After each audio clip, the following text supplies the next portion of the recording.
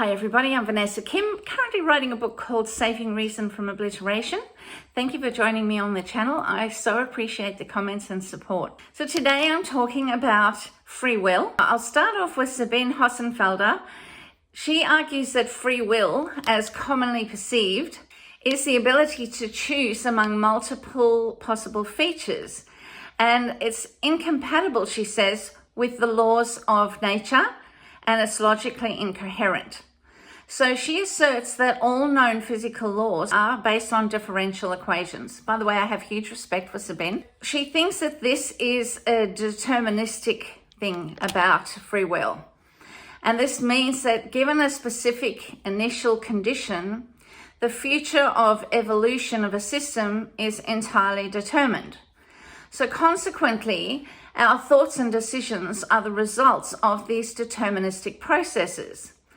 Even though quantum mechanics introduces elements of randomness, Hossenfelder contends that this randomness doesn't grant us control over outcomes. Instead, it adds unpredictability without empowering choice. Therefore, she concludes that the traditional notion of free will doesn't align with the current understanding of physics. Now, Stephen Hawking's views on free will were somewhat aligned with Sabine Hossenfelder's, but he approached the topic with a slightly different emphasis.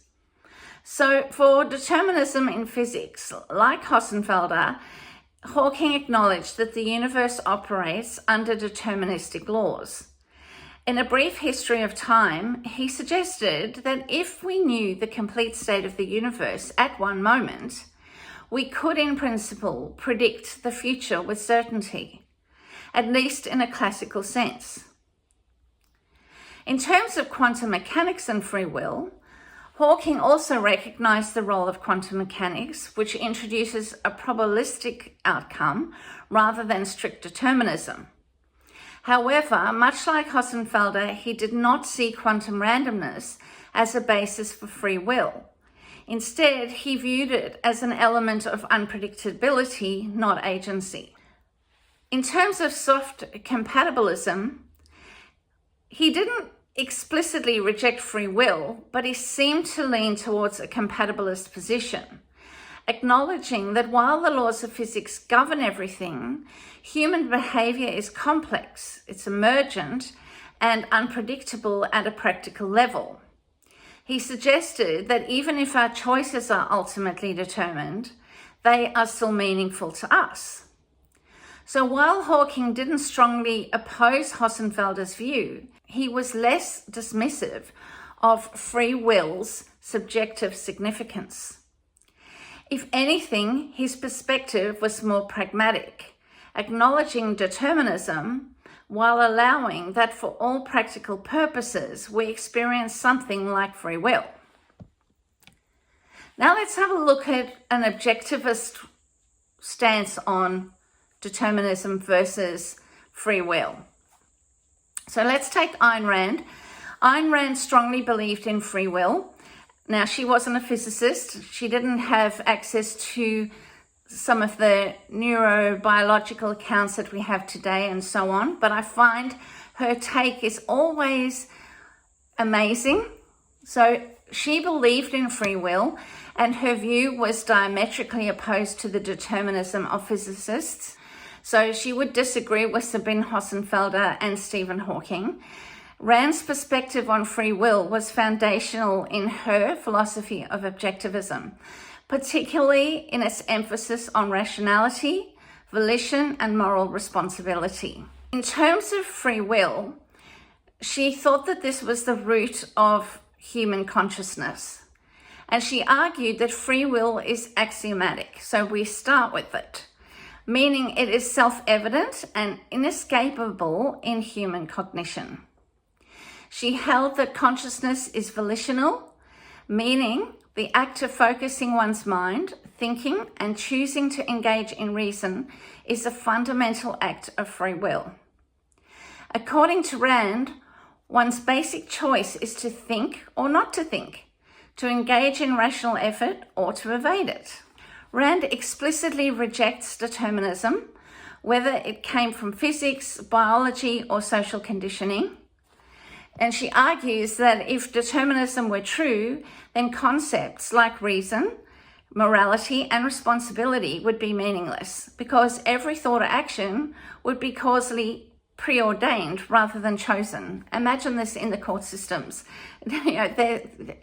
You could not blame anybody for doing anything and not hold them accountable whatsoever. Now, in the New Intellectual, she wrote, "That which you call your soul or spirit is your consciousness, and that which you call free will is your mind's freedom to think or not. The only will you have, your only freedom, the choice that controls all the choices you make and determines your life and your character." Rand, since reason is a volitional process, Rand holds that morality depends on free will. Unlike deterministic views that see human actions as inevitable consequences of prior causes, Rand argued that people are self-made beings and they choose their values, their actions, and their character. And this is why she strongly opposes behaviorism, Marxist historical determinism, and biological determinism. So this is probably the strongest point that I want to make. As a philosopher, I'm always looking for where we make a leap that may be unjustified in terms of coming up with some particular answer about human consciousness based on the laws of physics. Ayn Rand would argue that even if the brain operates within the laws of physics, it does not follow that consciousness is determined in the same way as inanimate objects. So she might say that deterministic physics cannot account for introspection, self-awareness, and conceptual thought, all of which require an active choice to engage in reason. This is probably the most important thing that I'm wanting to say here in this talk. Now, Rand did not provide a detailed neurobiological account of how free will works.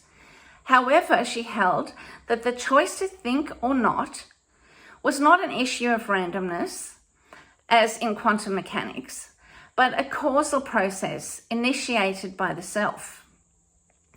In her view, volition is a form of causation, but one that originates from the agent rather than from external forces. Sabine Hossenfelder and Hawking, free will is an illusion. Determinism or probabilistic randomness governs all events. For Rand, free will is the real and the root of rational thought and moral responsibility. Without it, knowledge and ethics would be meaningless. Rand's view is closer to Aristotle's in terms of his agent and causation, rather than either physical determinism or quantum randomness. I'm trying to reconcile Ayn Rand's view of free will with modern physics. It's going to require addressing three key challenges. One is physical determinism, quantum mechanics, and emergent complexity. And while Rand rejects determinism outright, a nuanced interpretation of modern physics might allow a compatibilist or emergentist reading of her views. So the challenge of physical determinism, as I've said with Sabine Hossenfelder and Stephen Hawking, is that they argue that the laws of physics, particularly differential equations, governing classical mechanics and relativity, are deterministic. And this would imply that every decision we make is merely the inevitable outcome of prior states of the universe. But as I said, Rand rejects this determinism outright. And she argues that consciousness is volitional and that reason requires choice. If human action were fully determined, concepts like reason, knowledge, and morality would collapse, because thinking itself does require a choice. But the possible reconciliation is, in terms of emergent free will, while fundamental physical laws may be deterministic at the level of particles, human cognition exists at a higher emergent level.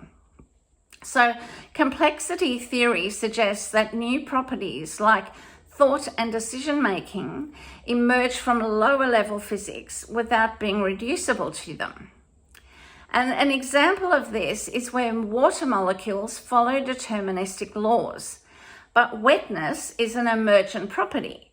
Similarly, free will could be a property of the brain that isn't dictated by individual particles. In terms of quantum mechanics and indeterminacy, quantum mechanics introduces randomness at the smallest scales. Example, Heisenberg uncertainty principle and wave function collapse. Some argue that if the brain relies on quantum effects, then behavior is not determined, but merely random. Now, Rand's response would be to reject randomness as a basis for free will. In Objectivism, the philosophy of Ayn Rand, Leonard Peikoff, her intellectual heir, argues that free will is not randomness, but self-generated action. Simply having randomness in the brain wouldn't give us meaning control over our choices. So how do we possibly reconcile this with modern physics?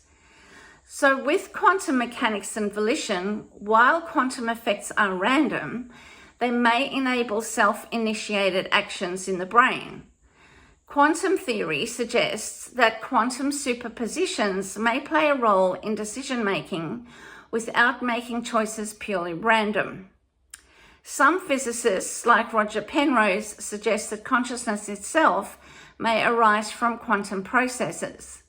If true, this does not refute volition, but suggests a physical basis for it. In terms of free will as an emergent causal agent, Rand emphasizes agent causation, meaning that free will is self-caused, not an effect of outside forces. In modern physics and emergent causation, many scientists now see causation as multi-level, meaning that higher order systems like human minds exert downwards causation on lower order systems like neurons. For example, a person deciding to move their arm is an act of top-down causation. The intention directs neuron activity. So reconciling this with physics, consciousness is an emergent system. The brain is a complex, adaptive system that isn't simply dictated by the motion of individual atoms. Free will could arise from the organization of the brain, much like fluid dynamics emerges from atomic motion.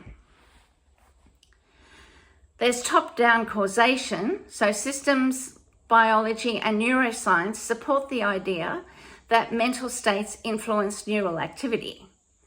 While neurons obey physics, their organization enables conscious control, just as software directs hardware. This fits Rand's idea that thinking is a self-initiated process and not reducible to physics alone. In conclusion, can Rand's free will fit with physics? Yes, if we adopt a compatibilist, emergentist, or agent causal perspective, physics at the micro level is deterministic or probabilistic, but cognition is emergent. 2, free will is neither strict determinism nor pure randomness, but self-generated causation. Modern neuroscience suggests that consciousness has causal power, which aligns with Rand's emphasis on volition. And in summary then, Rand rejects both physical determinism and randomness, but her view can be reinterpreted through modern complexity science, which recognizes top-down causation and emergent order. So thank you very much for listening and take care, and I shall see you hopefully in a few days. Bye.